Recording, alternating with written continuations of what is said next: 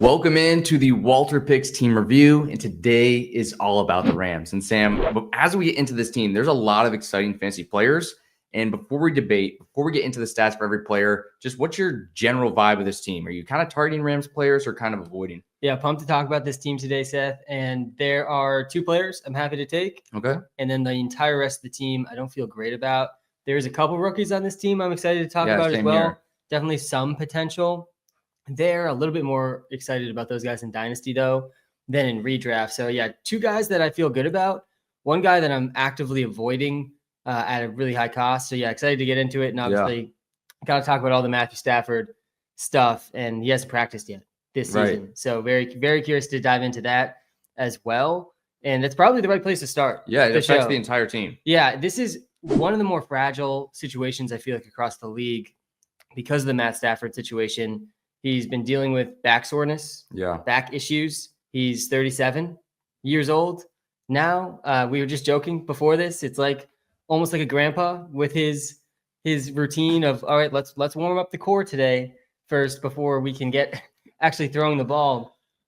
We've seen this with Matthew Stafford in the past, though. It's never really affected his game too much. So I don't want to panic overly, on the back situation. Matthew Stafford's great for fantasy football. He's always had a huge target share to his top receivers. Himself, though, obviously standalone in fantasy, not someone I'm too excited about. Yeah, 13.9 points per game last season. 2-quarterback league, maybe, but for standard league, he's definitely on the bench. It's more for his ability to get the ball to his kind of PPR monsters, Puka, Nacua, Devonta Adams. Yeah, and at the same time, Jimmy G's the backup here. Might be able to sustain some fantasy relevance. I don't think it will be quite as good as Stafford, but all these guys are falling down draft board just a little bit, it feels like, with Matthew Stafford being eased into camp and dealing with some back soreness as we get ready for the season. He still has not practiced fully. It sounds like he's not going to practice fully for at least another few weeks. Right. Yeah. So most of draft season, static throwing today. Most of draft season, Stafford's just not going to be practicing. Right. Yeah. So definitely a little bit scary on this entire team. It's possible the bottom just falls out with Jimmy G. Definitely within the cards here. But I'm more excited to talk about Kyren Williams. And one of the guys that I'm not drafting at all. Not at all. Not at all, really. With Kyren Williams, I've probably taken him in the 300 best ball drafts I've done. Yeah, I've taken him like once or twice when he slides. And for me, this is one of the easier fades in fantasy football when you look at the players going around him in a situation Kyren Williams is. I don't want to say that he's Zamir White 2.0 because he's not Zamir White 2.0. He's not as bad of an offense, obviously, Zamir White. He's a better player than Zamir White, but he is similar in the sense that you're drafting him just because of perceived workload, right? Well, last year he was first in rush share, 73.7%. He got Blake Corum. Yep. Absolutely no threat at all. They did draft Corum Hunter, who we're going to talk about as well. Yep. But last season, 17 points per game, RB11, one of the most reliable running backs. He only had 4 games under 13 points. So with all of those positives, what makes you say it's not for me compared to last year? Yeah, to me, the volume was there. The efficiency was not there. He had 2 carries over 20 yards last season, and he led the NFL in carries. Yeah, he had the most opportunities in the league to have explosive runs, and he had 2 the entire season, which is exactly why they drafted Corum Hunter, who is a different running back to Blake Corum. He is instantly the most explosive running back on this team. But yeah, you look at last season, he leads the NFL in rush share. He also had an 8% target share. Yeah, he was near the top of the league in opportunities, running back 11 in fantasy points per game, which is where he's getting drafted this season. It just feels like he's getting drafted at his ceiling, and his floor, I think, is much, much lower than he's getting credit for. I'd much rather take Breece Hall. I'd much rather take Chase Brown. I'd much rather take Lad McConkey, Drake London. Yep. I'd much rather take Brock Bowers. Just like basically the whole second round, even midway through the third. I just prefer all those guys. Every one of them has, some higher upside, I think, that the RB11 is going to give you. Yeah. And they spent draft picks on running backs the last 2 years. I do like what Corum Hunter brings to this offense. So yeah, to me, he's an easy, just volume dependent fade. I don't think the volume is going to be matched from last season. And he just lacks the elite talent I want in the running backs that I'm drafting. Breece Hall doesn't necessarily need this massive rush share to smash in fantasy. Kyren Williams needs a 75% rush share, and then maybe he can return value as ADP. So yeah, pretty easy fade for me this season. Well, I'm also going to point out that they added Davante Adams, who we are going to talk about. Personally, very excited about him. But you look at last year's roster for the Rams, and we'll talk about Puka Nacua as well, but no surprise here. He's not a touchdown guy. Puka Nacua is a technician in the middle of the field. When things get tight around the red zone, they go to other options. Davante Adams is that monster in the red zone, and that's been Kyren Williams' role. So without those red zone carries, without those touchdowns, that 17 points may be tough to come by with some more competition with Corum Hunter and some more touchdown competition as well. Yeah, for sure. Davante Adams definitely could steal some of the touchdowns away from Kyren Williams. I do want to jump to these two receivers quick. We can maybe go back to Corum Hunter. Yeah, we definitely have to talk about him as well. Yeah, but Puka Nacua is a guy that I feel like I haven't drafted as much as I probably should be. And as I head into my high stakes drafts over the next few weeks, definitely a guy I'm fine taking. I feel like a lot of people are scared with the Davante Adams coming in. He has struggled to score touchdowns. You mentioned it, 3.8% touchdown rate last year was 87th, but he still finished as a top 6 receiver in fantasy. That's the type of situation where if he has one outlier touchdown season, he could be the wide receiver 1. Definitely. In fantasy football with the type of volume he has. And I do love the guys that don't need the touchdowns to be a top 5 player at their position. Puka Nacua is one of those guys. I don't think Davante Adams coming is going to hurt him all that much. Right. I think both these guys, this is like an A.J. Brown, Devontae Smith, Jamar Chase, T. Higgins type situation. It's going to be extremely consolidated target shares around both these guys. Both these guys could have over 30% target share, and I would not be surprised.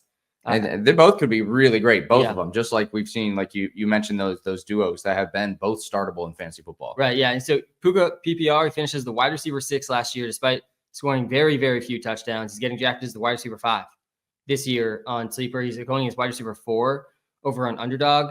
The reason I haven't gotten a lot of him is I do prefer Malik Nabers. Yeah, in best ball for sure. To Puka Nacua. I think in season long as well, I take the talent in Malik Nabers, the locked in top 3 target share that Malik Nabers is going to get, if not number 1. I do kind of think Nabers just leads the NFL in target share again for his 2nd straight season. Just feels a little bit safer talent profile there. Matthew Stafford stuff is a little bit concerning as well, where the Giants, they have like 3 potential capable QBs. Yeah, they've all looked pretty good in camp. A lot better than I expected, to be honest. Yeah, so how do you take that duo, Puka versus Nabers? Like, are you taking Puka in the 1st round? I honestly am drafting pretty much no Puka Nacua this year. I mean, on the WalterPicks app, we've got Puka Nacua at the wide receiver 5, but also rank 11. A couple reasons for that is the running back value. This year, the running backs are just so you got your Achane, your Henry, your CMC, your Ashton Genty. It's harder to get those quality running backs later on. There are so many viable receivers. And Malik Nabers, Nico Collins, Brian Thomas Jr. These guys do score more touchdowns.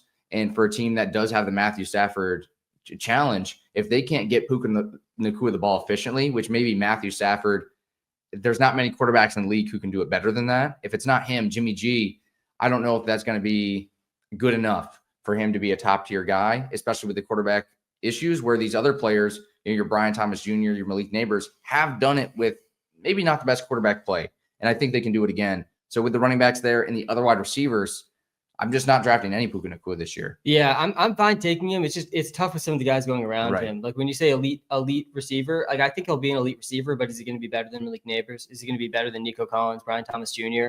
Like these are the guys that he needs to be better than to pay off at his cost. Wide receiver 6. Yeah. Is he going to be, how can he get better than last year? Davante Adams is better than Cooper Kupp right now. Yeah. 100%. He's absolutely elite. You look at the end of the season, I'm drafting Davante Adams in every league that I can get my hands on him. Yeah. But Puka Nacua, the touchdown competition increases. I don't see that lucky season coming his way. And his peak wide receiver 6, I think that's what he can deliver again to your team.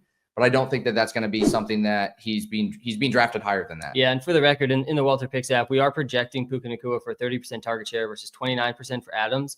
We got Puka at a 7% touchdown rate this season, which would be the best of his career. That's double. Yeah. Double what he had last season. Right around double, what he had last season. So we are baking in some positive touchdown regression for him. When you see someone with this amount of volume, you should be scoring. Certainly hope so, yeah. But Davante Adams is going to be the better red zone threat here for sure. And I agree that at cost, I feel a lot better about Adams. We have him right now projected as the wide receiver 14. He's getting drafted on Sleeper as the wide receiver 20. Yeah, it's a steal. Davante Adams is a steal on Sleeper.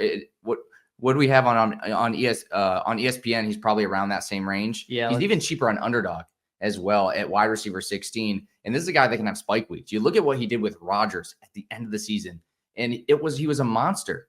We have it. I think we have it here.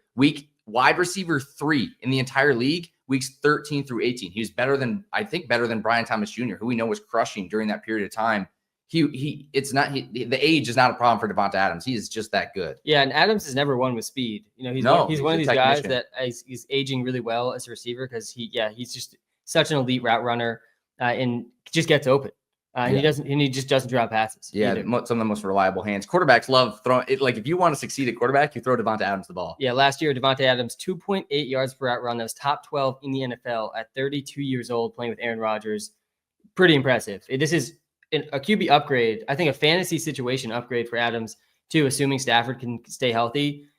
It wouldn't be shocking if Adams just outscored Nacua. Like that's I would not be shocked. I think within the cards, and that makes him I think a much better pick at his cost. He's frequently available in early round 4, late round 3. Yeah, that's a steal. And I'll point out, remember last year, when you look at his points per game, this is why we always recommend getting into those advanced game logs in the WalterPicks app, is that he started off the season with the Raiders. That 17 points per game, he started off with the worst quarterback play, and then he moved to Aaron Rodgers, which I think obviously they have that connection. But he easily, if he played the entire season with the Jets, I wouldn't be surprised if he was going a round ahead of where he's going this year. As he's moved to Stafford, which is not that much of a quarterback downgrade. Yeah, he started the season. He had one game over 11 points in the first 3. Then he missed the next 3 games. And then, his first game with the Jets, he wasn't playing like a full role yet as he learned the offense. He kind of only had half the season. And he was wide receiver 3 in that half of the season, pretty much. So this is a person that your league mates are looking at ADP and they're seeing how far back he is. They're going to be waiting. This is a guy I hope I have that pick where I can take him like 5 picks early and just lock him in for my team. Yeah, I'm curious to do some quick duo comparisons around guys going around Devonta Adams because this range is, I think, really critical in drafts. And there's some pretty tough decisions you got to make if you're going receiver. Adams versus Marvin Harrison Jr. I'm going Adams. Adams versus Jackson Smith and Jigba. I'm going Adams. Adams versus Garrett Wilson. That one is tougher for me because I do think Garrett Wilson can have he could have the Malik Nabers type target share.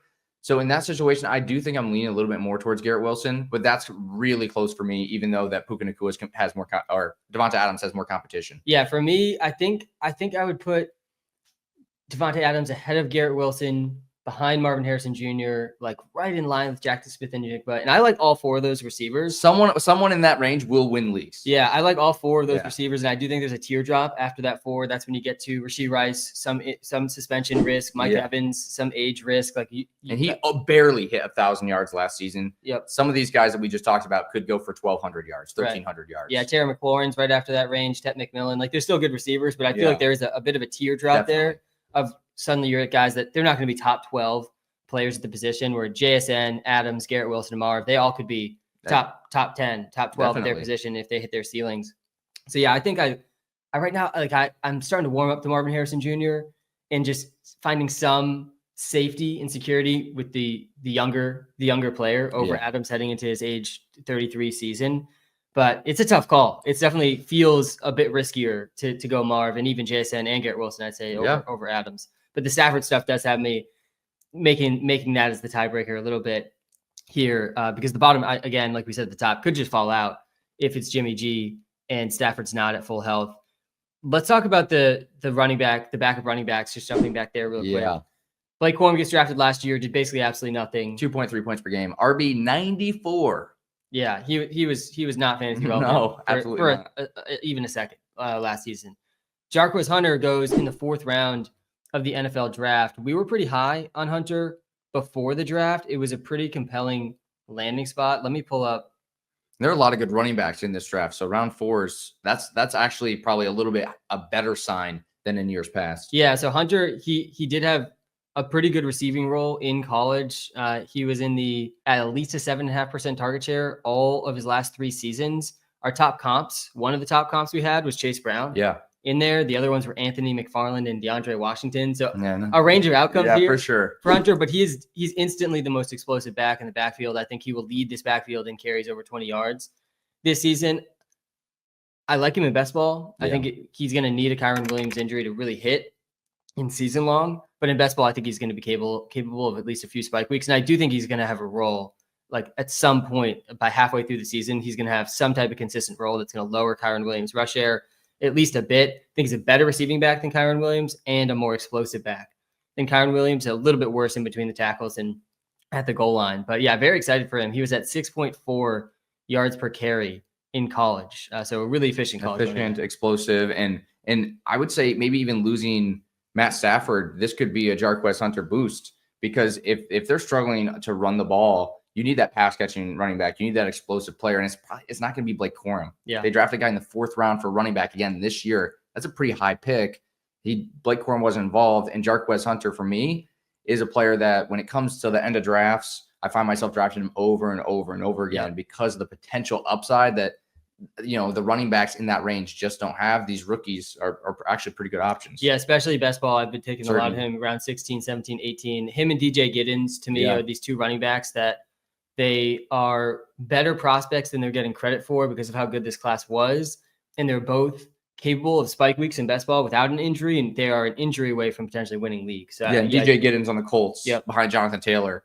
That offense we know loves running the ball. So both these players, getting a running back behind a running back that has some of the highest rush share in the league opens it way up, because the team is used to giving them the ball, that position.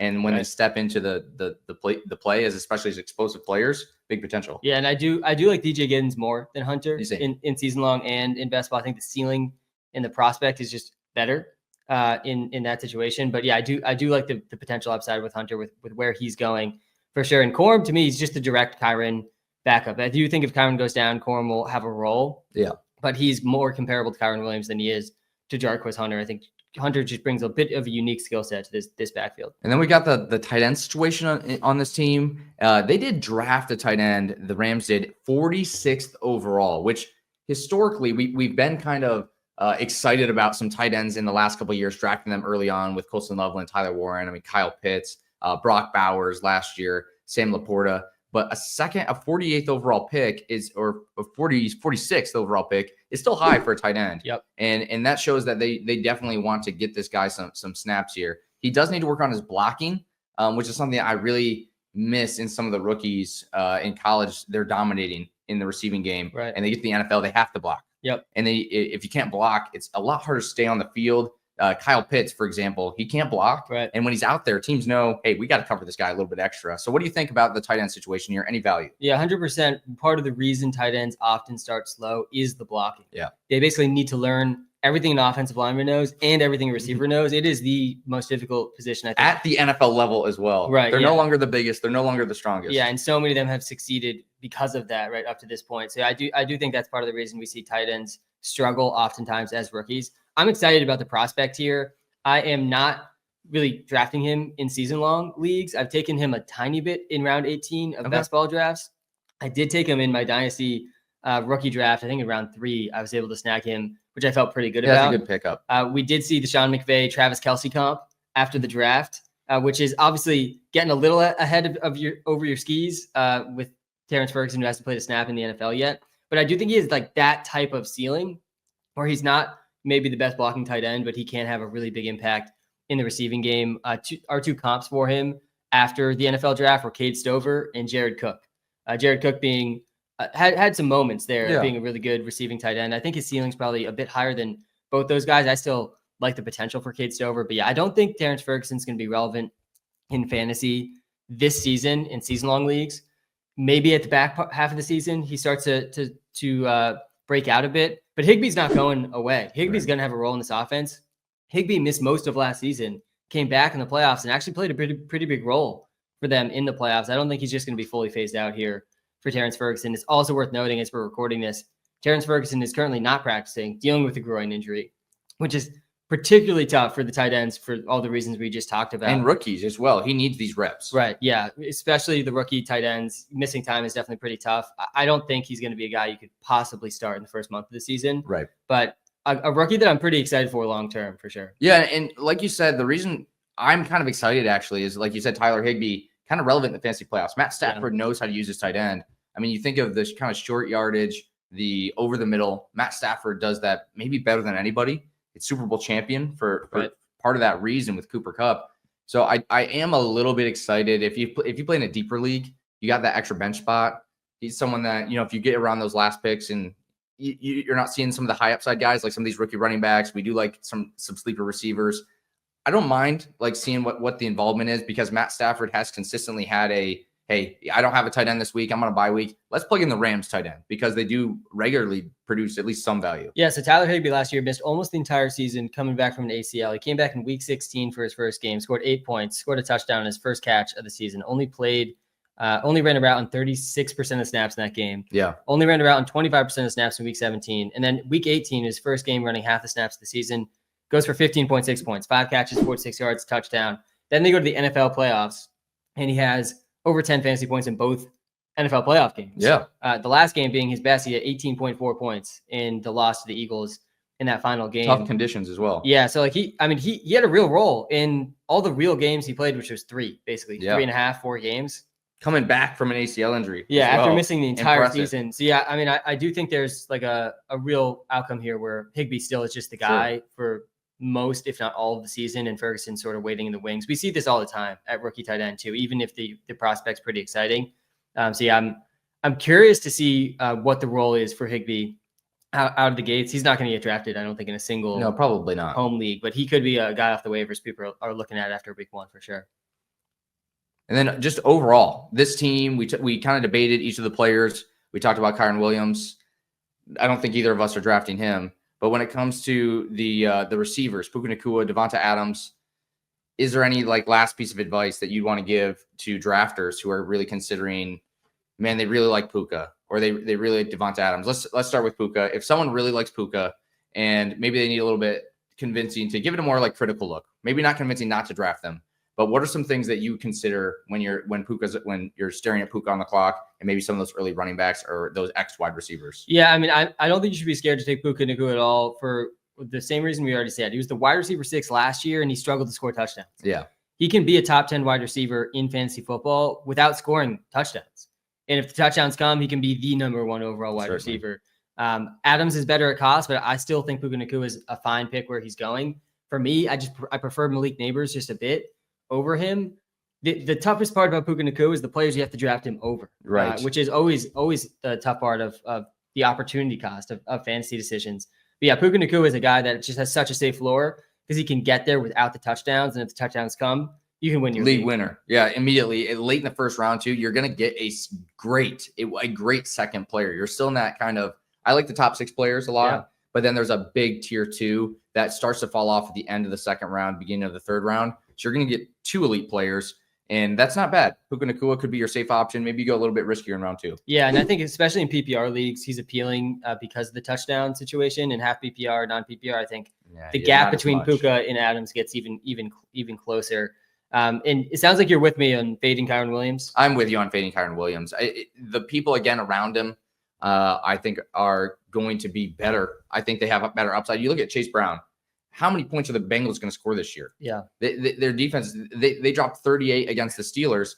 We were looking at that game yesterday. The Steelers dropped 44. And I'll tell you guys, I watch the Steelers every single week, and it is painful. But they can drop 44 against the Bengals. They look like Tom Brady and the Patriots out there, or Patrick Mahomes in his prime, the greatest show on turf against the Bengals. So I you look at Chase Brown. If he has a positive touchdown year, he could be the running back 1. Yeah. Like that is a little bit of a bold take. I'm not saying that's going to happen, but it's in the realm of possibilities with the amount of touchdowns. Breece Hall, the receiving work. You look at Aaron Rodgers' check down rate. It's almost exactly the same as Justin Fields. Maybe a little less pass attempts, but he's got that receiving baseline. And I do think Jarquez Hunter in the receiving work, in the explosive work, it doesn't take too many highlight reel plays to say, maybe we should get this guy on the field a little bit more. Yeah, I'm looking at the underdog ADPs here right now. It does seem like Kyren Williams has slid back a tiny bit. He's going after Breece Hall now. He's going after Marion Hampton. Now, I'm curious what you think about that one. For me, I'm definitely going Hampton over Kyren Williams. I don't even have to think too much about it. I think the ceiling is better for Hampton, way more explosiveness. I can almost guarantee he'll have more carries over 20 yards than Kyren Williams. Obviously, the workloads is what could be the favor side of Kyren Williams. Like you're banking on him matching that role from last year, which I don't think he's going to have fully. But yeah, would you be comfortable taking Hampton over Kyren? So my gut reaction is to go Kyren Williams, But the thing that I keep talking about in my videos and when we look at the WalterPicks app for J.K. Dobbins, someone we're both excited about as well. Yeah. A real that is like maybe the best little piece of advice on this episode from your drafting perspective, because J.K. Dobbins is insanely cheap. But you look at what he did last year on the Chargers. I think it was about 15 points per game, 14.9 points per game, and they let him go. They let him go to another team. He always struggles a little bit with injuries, and they got Omarion Hampton. If J.K. Dobbins can go for 15 points a game, Omarion Hampton, I think, can do better than that. And you look at Kyren Williams, 17 points per game. I think we're in agreement. He's not getting better than that. That would be kind of the dream situation, 17 points per game. So I'll take the upside of Omarion Hampton, because he could be someone that, 20 points per game. There's a real, I could easily see Omarion Hampton having a 30-point game at some point this season. So I do think Omarion Hampton is the one to take if you want to win your league. When you get to the championship, you have to have the best team. You can't just average. You can't just be the consistent guy to win the championship. Right. You have to have the best team. And Omarion Hampton is a guy next year that I think a lot of people are like, should I keep Omarion Hampton, or maybe it's Breece Hall, maybe it's Chase Brown. He's going to be a guy I think a lot of people are going to be drafting much higher next year. Yeah, so I just pulled up the ADP comparison here, and Underdog's the only place where Hampton's going ahead of Kyren Williams. Everywhere else, it's not even close in the favor of Kyren Williams. So Sleeper, ESPN, Yahoo, Hampton's going 5 or 6 running backs after Kyren Williams. So yeah, I like the value there a ton. I think next year, Omarion Hampton's going to be a first-round draft pick in fantasy football drafts, and Kyren Williams, we're going to be like, should we take him in round 10? Like Isaiah Pacheco this year. Some players that we're like, I don't know about this. Yeah, exactly. So to me, it's like two different planes of ceiling. Yeah. With these guys. I think we're fully out on Kyren then if we're both taking Hampton over him, and he's going after him, and absolutely not all these season-long platforms.